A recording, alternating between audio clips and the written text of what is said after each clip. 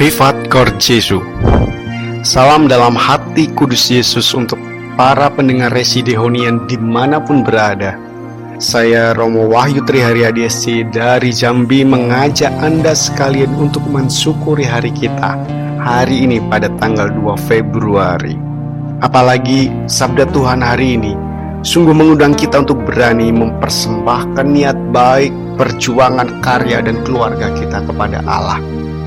Saudari-saudara, pendengar Resi yang berbahagia, hari ini gereja merayakan pesta Tuhan Yesus dipersembahkan ke bait Allah. Bacaan Injil yang kita renungkan adalah Injil Lukas bab 2 ayat 22-40. Mari kita heningkan diri dan mengundang Roh Kudus untuk membuka hati kita terhadap pewartaan Injil Allah.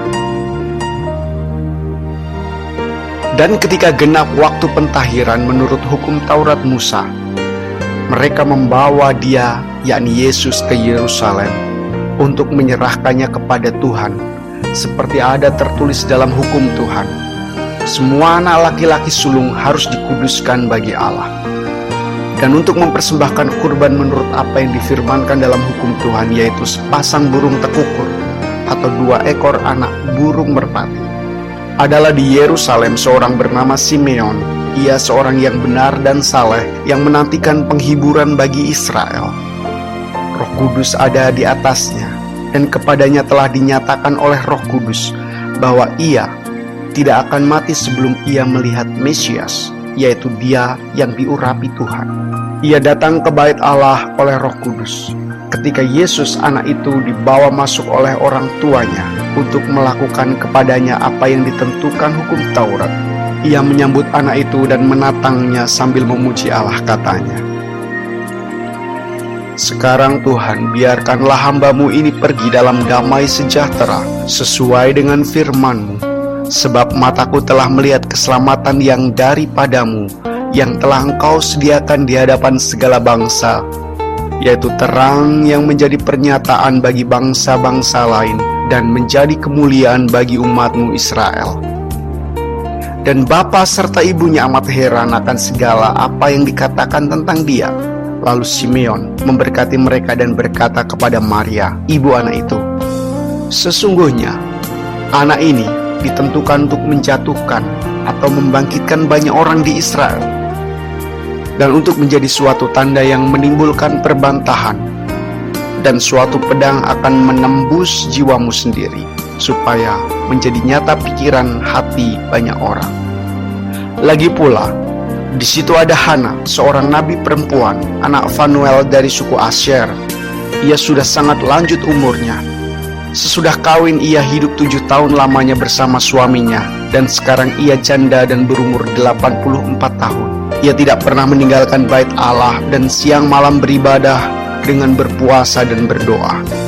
Dan pada waktu itu juga datanglah ia ke situ dan mengucap syukur kepada Allah dan berbicara tentang anak itu kepada semua orang yang menantikan kelepasan untuk Yerusalem. Dan setelah selesai semua yang harus dilakukan menurut hukum Tuhan, kembalilah mereka ke kota kediamannya, yaitu kota Nazaret di Galilea. Anak itu bertambah besar dan menjadi kuat, penuh hikmat, dan kasih karunia Allah ada padanya. Saudari-saudara, keluarga Yusuf dan Maria mendidik Tuhan Yesus dalam tradisi Yahudi. Tradisi seperti menyunatkan anak, mempersembahkan anak kepada Allah, ziarah ke bait suci di Yerusalem, beribadat pada hari Sabat, dan sebagainya. Tentu secara simbolis mengarahkan orang pada keluhuran hidup. Hidup itu lebih dari sekedar material, tetapi juga memiliki bobot spiritual di mana Allah punya peran penting di sana. Nah, keluarga Yusuf tetap menjaga tradisi yang baik demi kelangsungan keluarganya. Pada bacaan yang kita dengarkan tadi, keluarga ini mempersembahkan Yesus putranya kepada Allah. Mereka ingin anaknya berada dalam kuasa Allah. Mereka ingin Yesus dibalut oleh lindungan Allah. Dan mereka berharap anaknya dianugerahi roh yang mendewasakannya. Karena kalau Allah memihak kita, siapakah dapat melawan kita? Poin yang bisa kita petik dari keluarga ini adalah mereka adalah orang-orang benar, karena mereka bukan hanya mengharapkan yang baik terjadi pada anak mereka, tetapi mereka mengusahakan dengan menjalankan tradisi-tradisi yang baik untuk mendidik dan mengembangkan anak mereka. Hal lain yang dapat kita petik ialah kehadiran Yesus di Bait Allah ternyata memberikan kesukaan kepada Simeon dan Hana. Dalam peristiwa mempersembahkan Yesus di Bait Allah, Simeon dan Hana menemukan jawaban atas pencariannya. Mereka mendapatkan kedamaian. Sekarang ya Tuhan, perkenankanlah hamba-Mu beristirahat dalam damai.